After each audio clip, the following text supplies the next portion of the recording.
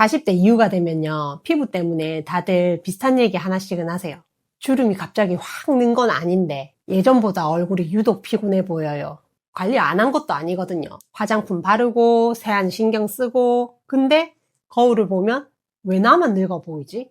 이런 생각 들죠. 제가 상담을 하고 관리를 해드리면서 느낀 게 하나 있어요. 실제로 보면요, 같은 나이인데도 피부 인상 차이가 5살에서 7살 이상 차이 나시는 분들 정말 많아요. 어떤 분은 훨씬 어려 보이고 어떤 분은 유독 노화가 빨라요. 비싼 크림이나 시술 때문인 경우는 거의 없었어요. 대부분은 이렇게 생각하세요. 내가 관리를 덜 했나?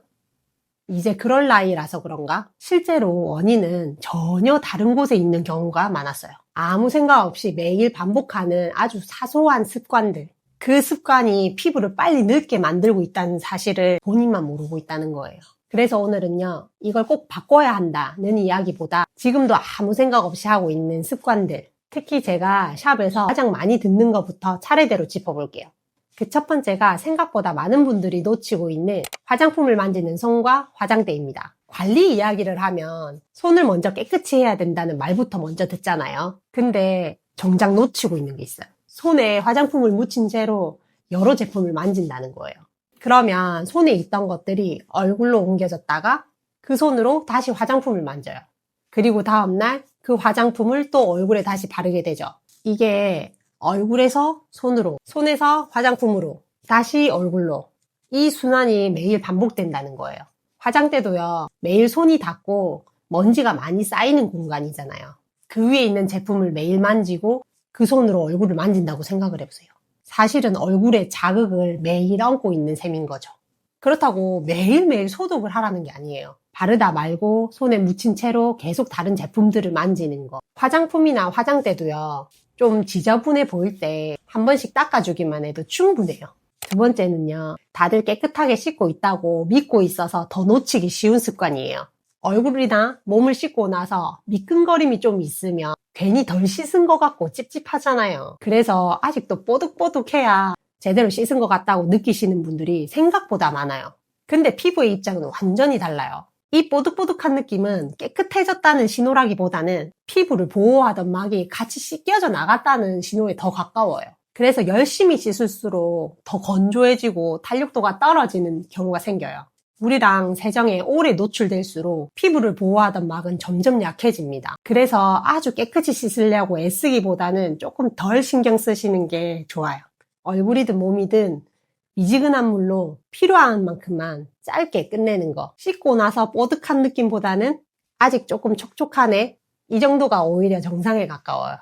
세 번째는 보습 타이밍입니다. 다들 보습은 열심히 하시잖아요. 그런데요, 씻고 나서 머리 말리고 옷 입고 그 다음에 보습을 하시는 분들이 생각보다 많거든요. 그 사이에 수분은 이미 꽤 많이 날아가 있어요. 피부는요, 촉촉함이 남아있을 때 수분을 훨씬 잘 붙잡아요.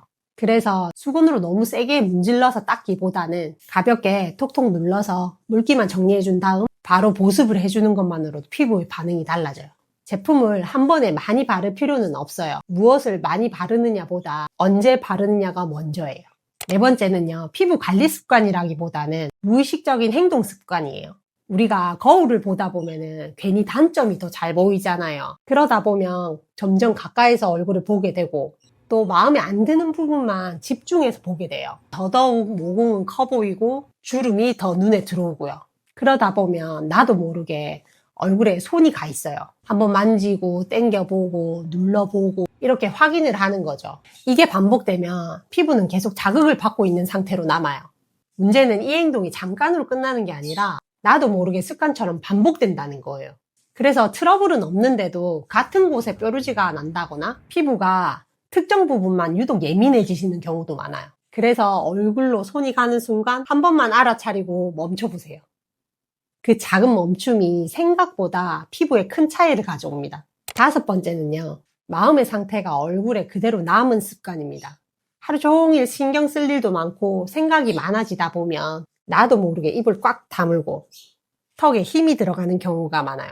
그 표정이 잠깐 지나가는 게 아니라 얼굴의 기본 상태가 되어버린다는 거예요. 그래서 특별히 화난 일도 없는데 화난 인상, 컨디션이 괜찮은데도 피곤해 보이는 경우가 생겨요. 우리가 거울을 볼 때만이라도 잠깐 입이랑 턱에 힘을 풀고 입꼬리를 살짝 올린 다음에 칭찬이나 위로 한마디만 해줘도 충분히 습관은 바꿀 수 있어요. 얼굴은 마음이 좀 풀릴 때 가장 편안한 인상이 됩니다. 오늘 이야기한 습관들을 보시면요. 특별히 뭘 더 해야 하는 이야기는 사실 하나도 없어요. 비싼 화장품을 바르거나 더 관리를 늘리라는 이야기도 아니고요. 조금 덜 만지고 조금 덜 씻어내고 조금 덜 괴롭히는 거. 그 정도만 바꿔도 피부는 괜히 예민해지지 않고 덜 망가집니다. 오늘도 여러분의 피부를 응원하며 영상 함께 해주셔서 감사합니다. 안녕.